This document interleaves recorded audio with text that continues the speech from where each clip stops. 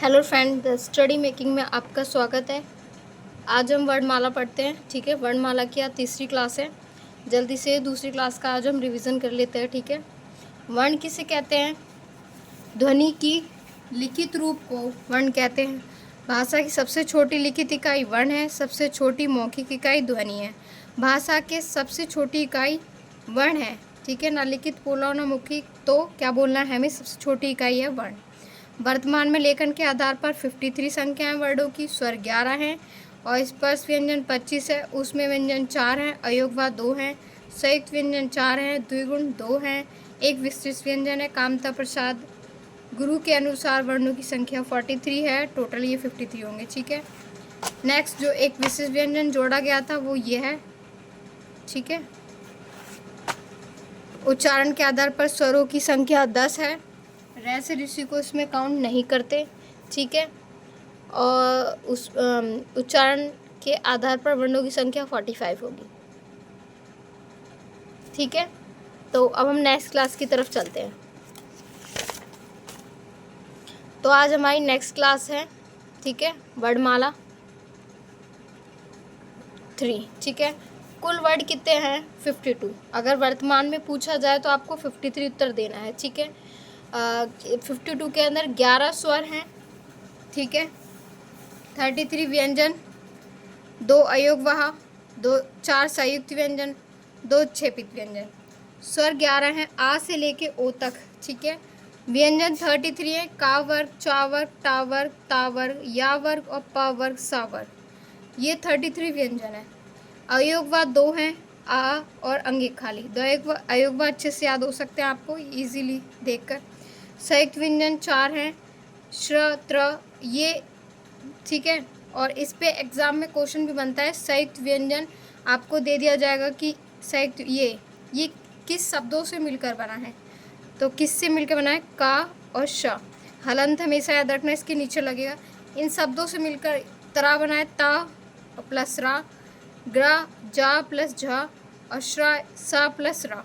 ठीक है, इन शब्दों से मिलकर बने हैं। और इसके ऊपर क्वेश्चन भी आते हैं कि मतलब आपको एक भी शब्द इसमें से उठा के दे दिया जाएगा और पूछा जाएगा कि ये किस शब्द से मिलके बने हैं। ठीक है, ऑप्शन में दे दिए जाएंगे, आपको सही बताना है। उत्तेजित व्यंजन 2 हैं, ड और ढ।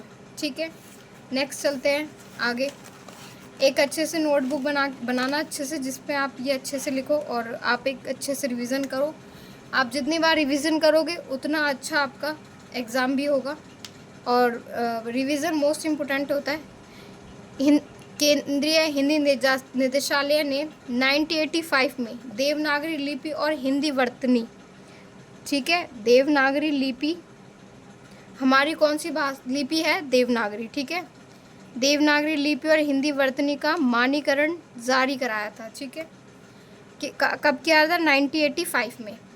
अंतर्राष्ट्रीय अंक कौन से होते हैं जो हम लोग नॉर्मल भाषा में लिखते हैं? 1 2 3 4 5 6 7 इस तरीके से। और देवनागरी अंक किस तरीके से होते हैं? इस तरीके। जो हिंदी में हम लिखते हैं ना गिनती, वो इस तरीके होते हैं। इसे ही हम देवनागरी अंक कहते हैं। स्वर क्या होते हैं? वे वर्ण जिनका उच्चारण स्वतंत्र बिना रुकावट से होता है। षड क्या होते हैं? स्वर वे वर्ण जिनका उच्चारण स्वतंत्र बिना रुकावट रूप से होता है, जैसे आ ई उ आदि। ठीक है, ये क्या है? स्वर। व्यंजन वे वर्ण जो स्वतंत्र रूप से नहीं बोले जाते। वे वर्ण जो स्वतंत्र रूप से नहीं बोले जाते, अर्थात स्वरों की सहायता से उच्चारित होते हैं। ध्यान से सुनना, वे वर्ण जो स्वतंत्र रूप से नहीं बोले जाते, अर्थात स्वरों की सहायता से उच्चारित होते हैं। ठीक है, जैसे क ख ग ग। ठीक है, आप इसमें देख रहे हो, इसमें इसको बनाने के लिए आ का यूज़, ख आ, इसमें भी स्वर है, इसमें भी स्वर है, इसमें ये बिना स्वर के उच्चारित नहीं होते। ठीक है, और स्वर क्या है? वे वर्ण जिनका उच्चारण स्वतंत्र है, बिना किसी रुकावट के बोले जाते हैं, जैसे आ ई उ आदि। ठीक है, हलंत का बहुत बड़ा महत्व है अपने आप में। अगर आप हलंत लगाते हो तो जो शब्द है वो आधा हो जाएगा। यदि हलंत लगा है तो प्रकृति में अर्ध रूप होगा, मतलब ये आधा होगा अगर हलंत लगाया है तो। और अगर हलंत नहीं लगाया है तो अपने आप में शब्द पूरा होगा। ठीक है। जैसे ये का है, इसमें हलंत नहीं लगा तो ये पूर्ण है 1, ठीक है। और अगर का के नीचे हलंत लगा दिया तो ये आधा बन जाता है, ठीक है। आगे चलते हैं। स्वरों के भेद कितने हैं?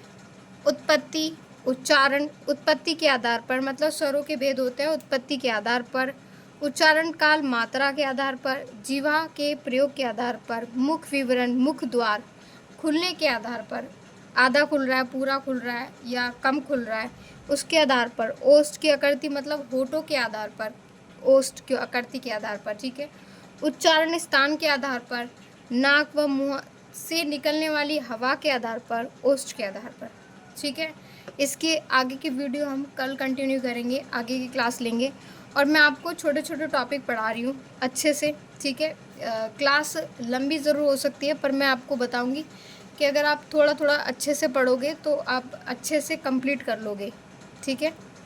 और मेरे चैनल पे अगर आप नए हो तो सब्सक्राइब करें, लाइक शेयर कमेंट करें। Thanks for watching.